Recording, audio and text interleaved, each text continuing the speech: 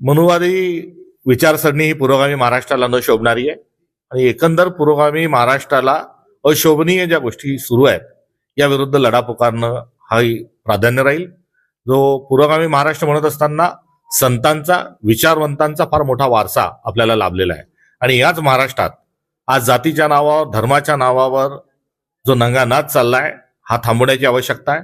आज कोणत्या जातीचा हे बघून जर लोक किराणा घ्यायला जात असतील, कोणत्या जातीचा हे बघून जर वारकरी संप्रदायामध्ये कुठे कीर्तनाला महाराज जर बोलवल्या जात असतील तर ही बाब अत्यंत अशोभनीय आहे.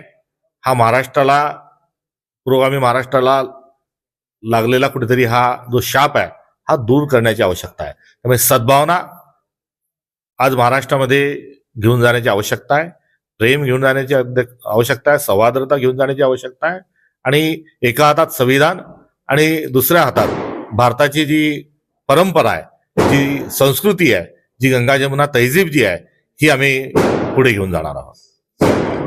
दादा, टायगर मिशनचा एक मुद्दा समोर आलेला आहे. टायगर मिशन बरेच पक्षातील आमदार खासदार तयारी आहे. कसं पाहता याच्याकडे, काय प्रतिक्रिया?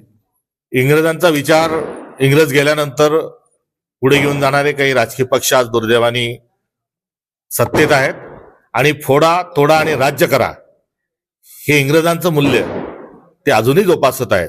त्यामुळे हे तोडाफोडीचं राजकारण करणं, खरेदी करणं, हा घोडे बाजार जो आहे हा दुर्दैवाने हा उभ्या महाराष्ट्रात आणि भारतात सुरू आहे आणि हा निंदनीय आहे, हा निषेधार्ह आहे. नितेश राणे म्हणतात की जे आमच्या पक्षातील त्यांनाच निधी दिला जाईल, विकासाचा निधी. भारताची लोकशाही to the people, by the people आणि फॉर द पीपल चालली पाहिजे. मात्र आता दुर्दैवाने to the MLA, by the MLA, for the MLA आणि तेही सत्ताधारी हे जे मूल्य स्वीकारलं गेलेलं आहे याच ते एक घातक प्रतीक आहे.